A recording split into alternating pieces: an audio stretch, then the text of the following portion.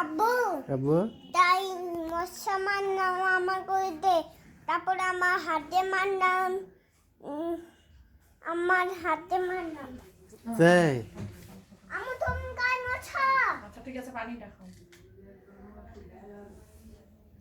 ছেলে কি মারলো? খাবাকে কি তুই কি মারল আব্বা? আম্মু দাঁড়াও, তোমার গায়ে তো মশা।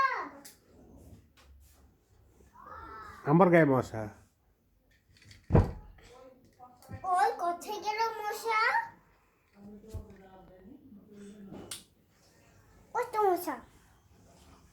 এই তোকে আমি তো পেয়েছি। হ্যাঁ তোমার বাপটি হ্যাঁ তোমার বাপটি।